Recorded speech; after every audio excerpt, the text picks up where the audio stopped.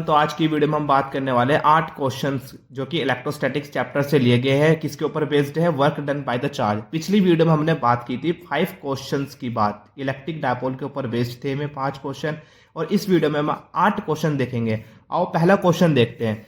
In the figure charge Q is at the centre of the circle. आप देख सकते हो जो चार्ज Q है वो कहां से है? सेंटर ऑफ द सर्कल पर है। तो work done maximum when another charge is taken from point two. अगर इस पॉइंट P से कोई मैं चार्ज लेकर आता हूं, इस पॉइंट P से इस पॉइंट P से मैं कोई भी चार्ज लेकर आता हूं, मैं कहां पर ले जाऊं? इन पॉइंट्स में K में से, L में से, M में से या N में से, इन कहां पर ले जाऊं मैं ताकि मेरा वर्क डन हो मैक्सिमम। देखो ये जो क्वेश्चन होगा ये बेस्ड होगा इक्विपोटेंशियल सरफेस पे। ये जो सरफेस दे रखा है, सर्कल दे रखा है, हम इसे एज्यूम करेंगे कि ये कौन सा सरफेस होगा? इक्विपोटेंशियल सरफेस होगा। कैसा सरफेस होगा? इक्विपोटेंशियल सरफेस होगा। अब इस इक्विपोटेंशियल सरफेस से फायदा क्या मिला हमें? हम जानते हैं कि इक्विपोटेंशियल सरफेस पे क्या होता है? पोटेंशियल सेम रहता है। क्या होता है? पोटेंशियल सेम रहता है। ठीक है, अब पोटेंशियल सेम है, वर्क डन का फॉर्मूला क्या था? Q into delta we. ठीक है, वर्क डन क्या था? Q इंटू में डेल्टा वी। डेल्टा वी क्या है? चेंज इन पोटेंशियल डिफरेंस, यानी VB माइनस VA। ठीक है, अब बताओ पोटेंशियली सेम है तो उसका डिफरेंस कितना निकलेगा? 0। तो इस हिसाब से वर्क डन कितना आ जाएगा? 0 आ जाएगा। मतलब चाहे तुम L पे ले जाओ, चाहे M पे ले जाओ, चाहे N पे ले जाओ, इन तीनों केस में वर्क डन कितना होने वाला है? 0। लेकिन एक केस ऐसा बच रहा है जो कि K पॉइंट, तुम्हारा K पॉइंट जो कि पोटेंशियल सरफेस पे नहीं है। तो बताओ मैक्सिमम वर्क डन कहाँ निकलेगा हमारा? इस जब हम चार्ज को पॉइंट P से Q पर ले जाएंगे उस केस में हमारा मैक्सिमम वर्क डन निकलेगा, बिकॉज वहां पोटेंशियल सेम नहीं होगा। तो आंसर क्या है हमारा इसमें? K। सही बात। Next question. 2 point charges 100 microcoulomb and 5 microcoulomb are place at a points A P। ठीक है, मान लो आपके पास कोई पॉइंट है A और आपके पास कोई पॉइंट है B। A पॉइंट पर जो चार्ज रखा है वो रखा है 100 माइक्रोकूलम का, और जो B पॉइंट पे जो चार्ज रखा है वो रखा है 5 माइक्रोकूलम का। ठीक है, इसकी जो AB की जो डिस्टेंस है वो दे रखी है आपके पास 40 सेंटीमीटर। ये जो AB की जो डिस्टेंस है वो दे रखी है आपके पास 40 centimetre. The work done by the external force in displacing the charge 5 microcoulomb. ठीक है, फ्रॉम B टू C। अब B से इस पे जो B पे जो चार्ज है 5 माइक्रोकूलम को जो चार्ज है मुझे इसको डिस्प्लेस करना है। कहाँ पे? C पर। मान लो C पॉइंट यहाँ भी हो सकता है, वो यहाँ भी हो सकता है, यहाँ भी हो सकता है, यहाँ भी हो सकता है, मुझे कुछ आइडिया नहीं है। लेकिन क्वेश्चन को थोड़ा आगे पढ़ते, BC की जो डिस्टेंस है वो 30 सेंटीमीटर दे रखी है। Now angle ABC is equals to π/2। मतलब एंगल B कितना हो गया? π/2, यानी 90 डिग्री हो गया। अब एंगल B पर ही कैसे पता चला? जो बीच वाला होता है ना, मिड, जैसे बीड पे कौन आ रहा है? B आ रहा है, तो मतलब B पर ही एंगल बनना होगा। कितना बनना है? π/2 पर। मतलब मुझे पता चल गया B से C पे जो डिस्प्लेस किया है मैंने चार्ज को, वो 90 डिग्री के एंगल से किया है। कितने किया है? 90 डिग्री के एंगल से किया है। तो मुझे पता लग गया जो C को डिस्प्लेस किया है वो परपेंडिकुलर है। जो 5 कूलम चार्ज को डिस्प्लेस किया है वो परपेंडिकुलर किया है टू द C पर। ठीक है, मान लो पॉइंट आपके पास क्या? C, और इसके बीच के अंदर एंगल कितना आ गया? 90 डिग्री का आ गया। अब नौ एक आपके पास एक ट्राइंगल बन गया कंप्लीट। आपके पास क्या बन गया? एक ट्राइंगल। और उसने खुद बोला कि जो BC की डिस्टेंस है वो 30 सेंटीमीटर है। बताओ राइट एंगल ट्राइंगल जब बनना है पाइथागोरस थ्योरम लगाओगे तो ये आपके पास डिस्टेंस आ जाएगी 50 सेंटीमीटर। पाइथागोरस थ्योरम लगाना, ये डिस्टेंस आ जाएगी, AC डिस्टेंस वो आ जाएगी 50 सेंटीमीटर। ठीक है, नाउ उसने हमसे पूछा है वर्क डन बताना है। अब देखो वर्क डन का फॉर्मूला होता है सिंपल सी बात Q इंटू डेल्टा वी। लेकिन यहाँ वाला फॉर्मूला ये यहाँ पर नहीं लगेगा, ये वाला फॉर्मूला यहाँ नहीं लगने का, क्योंकि मुझे पोटेंशियल गिवन नहीं है। क्योंकि ये डेल्टा वी जो मांगता है वो क्या मांगता है? V final minus V initial. तो बताओ पोटेंशियल किसी पॉइंट का गिवन है? नहीं है, तो ये वाला फॉर्मूला नहीं लगेगा। एक और फॉर्मूला होता है वर्क डन का, वो होता है चेंज इन पोटेंशियल एनर्जी। अब पोटेंशियल एनर्जी चेंज का मतलब क्या है? U फाइनल माइनस के U इनिशियल। ठीक है, अब मुझे यहाँ से इनिशियल पोटेंशियल एनर्जी निकालनी है और फाइनल निकालनी है, और मैं वर्क डन आराम से निकाल सकता हूँ। ठीक है, अब बताओ इनिशियल पोटेंशियल एनर्जी कैसे निकालोगे? U इनिशियल कैसे निकलेगी? आओ पहले U इनिशियल निकालते हैं। देखो पहले तो आप इस जो डिस्टेंस दे रखी है इसको आप मीटर में कन्वर्ट कर लो, तो ये कितना हो जाएगा, 0.4 मीटर हो गया होगा। और ये कितना हो जाएगा, 0.5 मीटर। ठीक है। और इस 30 सेंटीमीटर को 0.3 मीटर लिख सकता हूँ। तो अब बताओ हम निकालने जा रहे हैं initial potential energy U I. वो कितना होगा, 1/4 पाइप क्यू वन क्यू टू। बताओ क्यू वन क्यू टू कितना है आपके पास, यह क्यू वन हो गया। और पहले यहाँ पर रखा होता ना इनिशियली, तो आपके पास क्यू वन हो गया और क्यू टू हो गया, इनकी बीच की दूरी कितनी, 0.4। ठीक। तो क्यू वन कितना हो गया आपके पास, 100 माइक्रो कोलैम। 100 माइक्रो कोलैम, माइक्रो कोलैम कोलैम के अंदर कन्वर्ट कर लो तो 10⁻⁻6 आ गया होगा। इन टू में साथ में क्या है, 5 × 10⁻⁻6।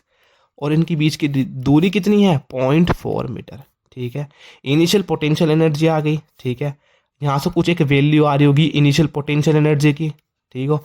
इसी तरीके से यू फाइनल पे आप निकाल सकते हो, कितना आएगा, 1/4 की वैल्यू रख लो डायरेक्ट, 9 × 10⁻⁹ के Q one Q two. Charge कितना है, 100 × 10⁻⁻6 इंटू 5 × 10⁻⁻6 है। अपॉन में डिस्टेंस कितनी आ गई। अब बताओ डिस्टेंस कौन सी ले गए। देखो पहले तो आपके पास ए और बी ये थे, मतलब चार्ज आपके पास 5 माइक्रो कोलैब का ये रखा होता इनिशियली, जिसकी दूरी कितनी थी, 40 सेंटीमीटर। ना आप इसे सी पर रख दिया, सी पर ले जाके रख दिया। अब बताओ मेरे पास फाइनल डिस्टेंस कौन सी निकलेगी, ये निकलेगी मेरे पास। यहाँ पर रखा हुआ है ना, तो चार्ज तो इसका निकल ही जाएगा ए का, और सी पर जो चार्ज है कौन सा है, 5 का आ गया। ठीक है। अब इसके बीच की दूरी कितनी है, 50 सेंटीमीटर, मतलब 0.5 मीटर। तो दूरी क्या रखूंगा मैं, 0.5 मीटर की दूरी रख रहा हूँ। अब इसको आप सोल्व कर सकते हो। वर्क डन का फॉर्मूला आप निकालना, वर्क डन कितना हो जाएगा, change in potential energy you final minus you initial, यहाँ से सोल्व करना और आपका आंसर आ जाएगा। ठीक है। आप क्या काम करना, जब से आंसर निकलेगा तो कमेंट में बता देना आप। ठीक है। नाउ नेक्स्ट क्वेश्चन कह रहा है कि एक अल्फा पार्टिकल है जिसको एक्सलेट क्या है, कितने पोटेंशियल डिफरेंस है, 10⁻6 वोल्ट की पोटेंशियल डिफरेंस है, इसको एक्सलेट क्या है, इसकी काइनेटिक एनर्जी क्या होगी। देखो एक अल्फा पार्टिकल था, अल्फा पार्टिकल। ठीक है। और आपने इसको पोटेंशियल डिफरेंस दिया कितना, 10 वोल्ट का। अब जैसे 10 वोल्ट का पोटेंशियल डिफरेंस मिला तो ये क्या हो गया, बेसिकली एक्सेलरेट कर गया। क्या हो गया, एक्सेलरेट कर गया। ठीक है। अब नाउ यो एक्सलेट कर गया तो उसकी काइनेटिक एनर्जी क्या होगी, तो काइनेटिक एनर्जी हमें निकालनी है। अब हमें पता है काइनेटिक एनर्जी का एक सिंपल सा फॉर्मूला होता है ½ mv², लेकिन ये इससे नहीं होगा। बहुत से पता है बच्चे क्या सोचते हैं कि हम ½ mv² सोचते हैं और हमारा पास इसका आंसर आ जाएगा, नहीं। ये जो काइनेटिक एनर्जी जो है इसकी, वो तुम्हारी वर्क डन के अंदर स्टोर हो रही होगी।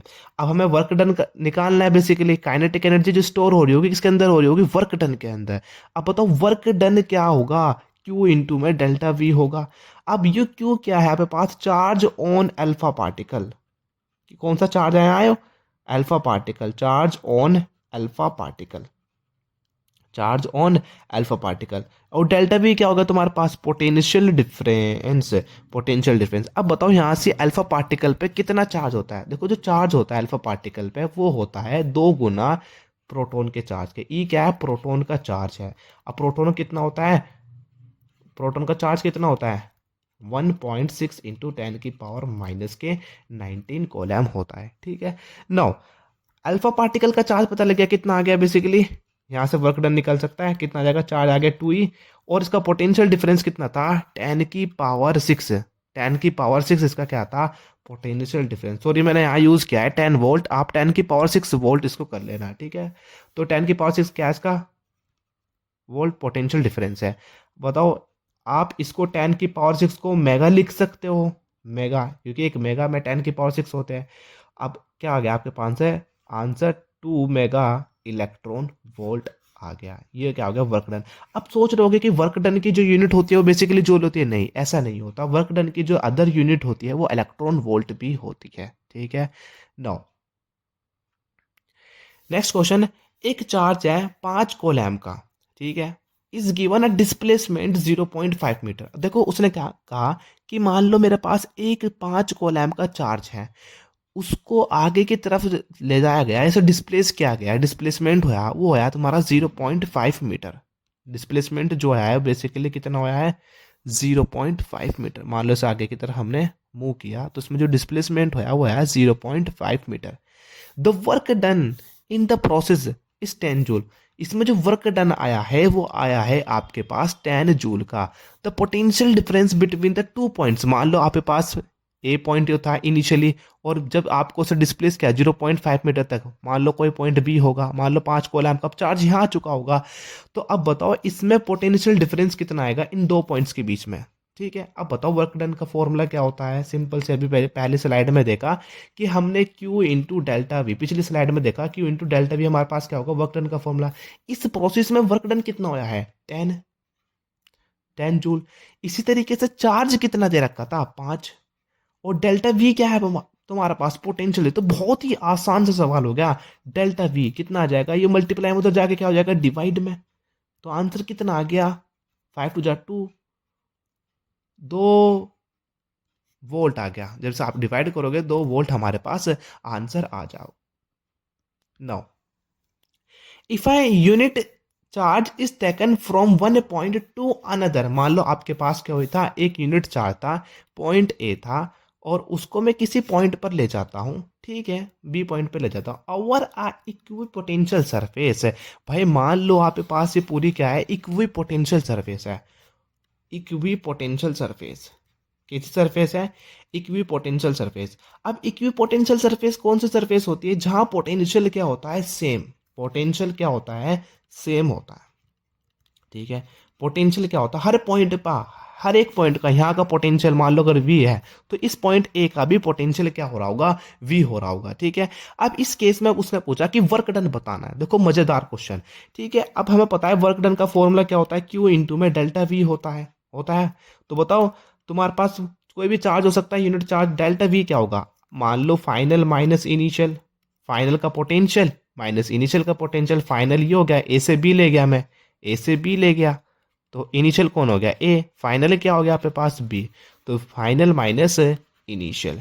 ठीक है, अब बताओ आपके पास बी का पोटेंशियल भी सेम है और वी ए का भी पोटेंशियल दोनों का सेम है, क्योंकि इक्वी पोटेंशियल सरफेस है और पोटेंशियल क्या रहने वाला सेम, तो वी माइनस वी कितना आ जाएगा 0, और जब 0 सबके साथ मल्टीप्लाई करेगा तो 0 ही बना देगा, तो वर्क डन कितना निकला 0।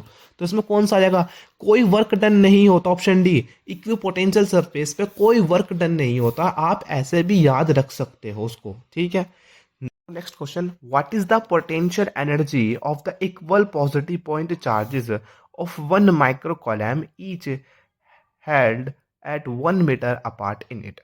क्या कह रहा है कि आपके पास दो इक्वल पॉजिटिव पॉइंट चार्जेस है जिसकी वैल्यू है आपके पास 1 माइक्रो कॉलम। मान लो आपके पास एक चार्जेस है क्यू और दूसरा चार्जेस भी क्या हो गया पास क्यू, दूसरा चार्जेस भी क्या हो गया पास क्यू, और इसकी डिस्टेंस कितनी दे रखी है, अच्छा चार्ज की वैल्यू कितनी है 1 माइक्रो कॉलम, दूसरे चार्ज की वैल्यू भी क्या है 1 माइक्रो कॉलम, और इनकी बीच की डिस्टेंस है वो कितनी है 1 मीटर की, इनकी बीच की डिस्टेंस रखी है। मतलब इन जो चार्जेस को सेपरेट किया है 1 मीटर की दूरी से सेपरेट अपन ने किया है।